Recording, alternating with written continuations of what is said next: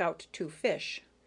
Old Tom had pretty well cleaned up the mice in the cellar hole, but they were still burrowing around the sills of the lean-to. Ed took a shovel and opened up a hole so Tom could get under the lean-to floor.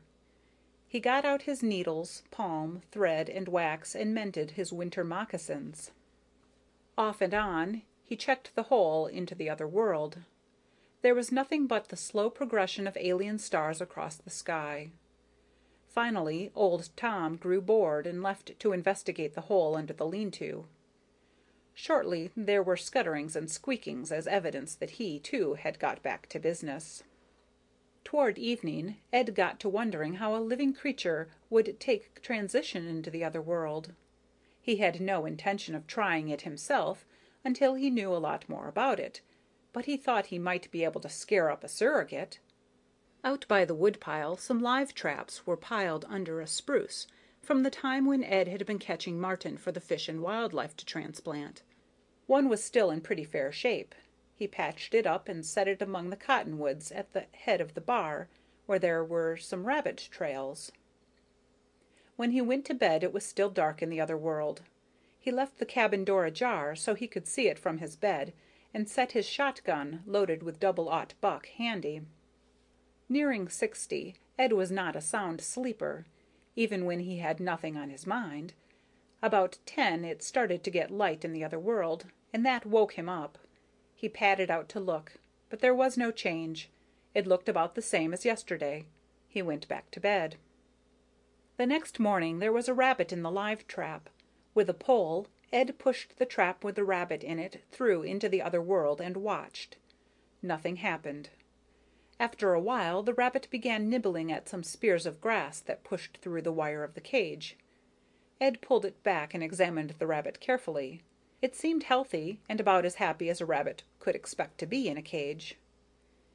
It did not get dark in the other world till about noon that day, and about 7, when it was dark in both worlds, Ed heard the jangle of the tin can alarm, followed by the snap of one of the steel traps. He took a flashlight and found a small hoofed animal, hardly bigger than old Tom, rearing and bucking with a broken leg in the trap.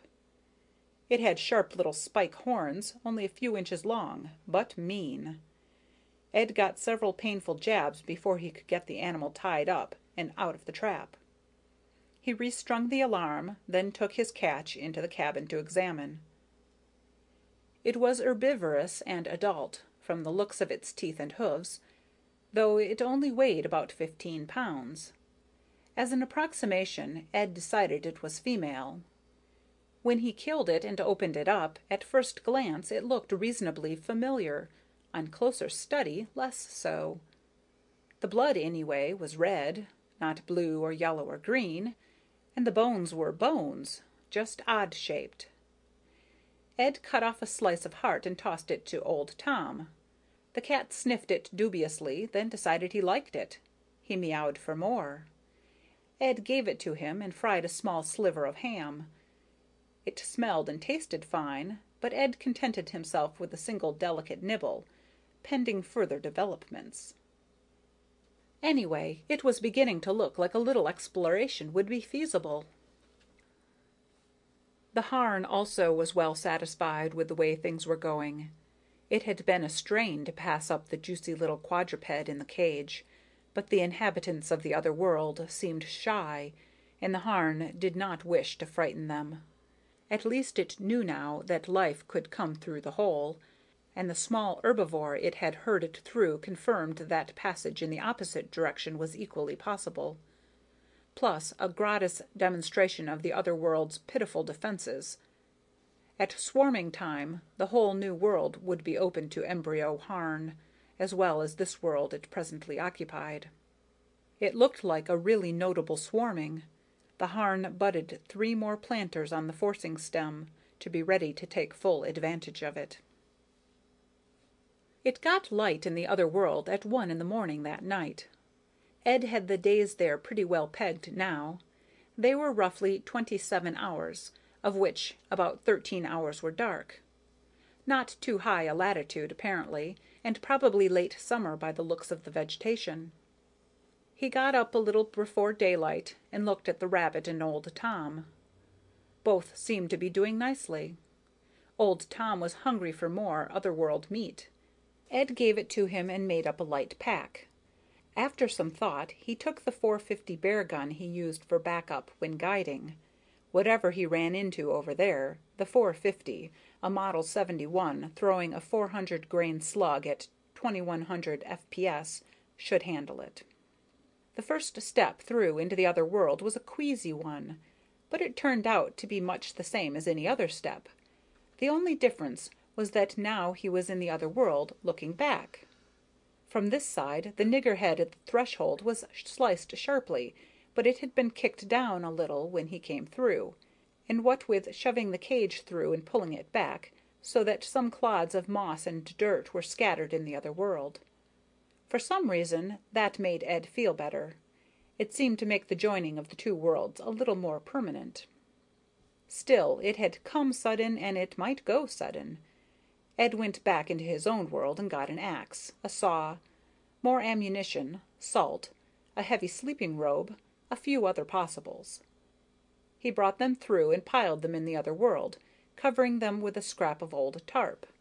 He cut a couple of poles, peeled them, and stuck them in the ground to mark the hole from this side.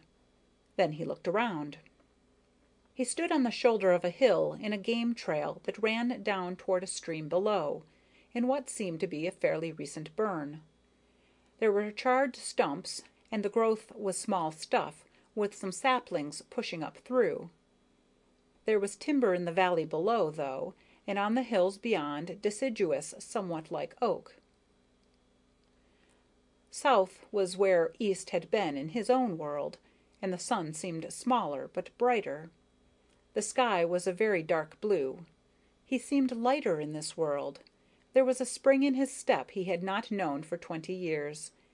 He looked at his compass. It checked with the direction of the sun. He studied the trail. It had seen a lot of use, but less in recent weeks. There were sharp hoof prints of the animal he had caught, larger hoof prints, vague pad marks of various sizes, but nothing that looked human.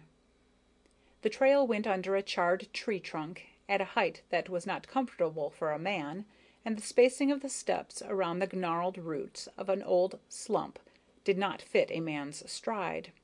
He did not notice the Harn creature at all, which was understandable, it was well camouflaged.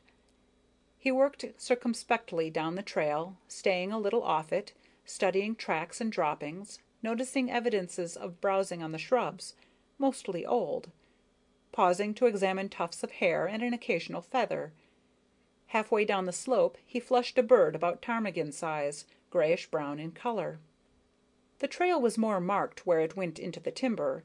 It wound through the trees for a few hundred yards and came out on a canoe-sized stream.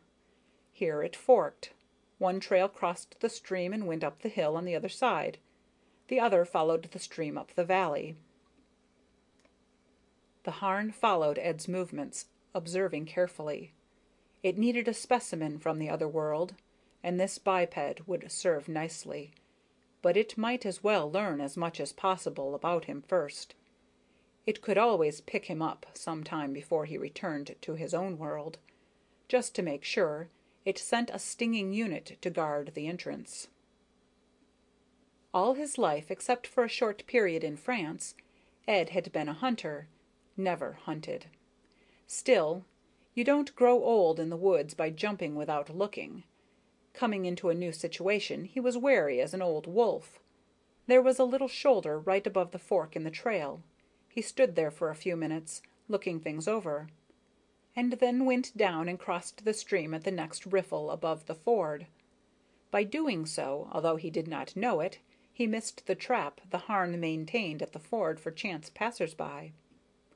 On the other side of the creek, the trail ran angling off downstream, skirted a small lake hidden in the trees, climbed over another low shoulder, and dropped into a second valley. As Ed followed along it, he began to notice a few more signs of life, birds, small scurriers on the ground and in tree-tops, and this set him to thinking. The country had a picked-over feel to it, a hunted and trapped out feel. Worse where he had first come through.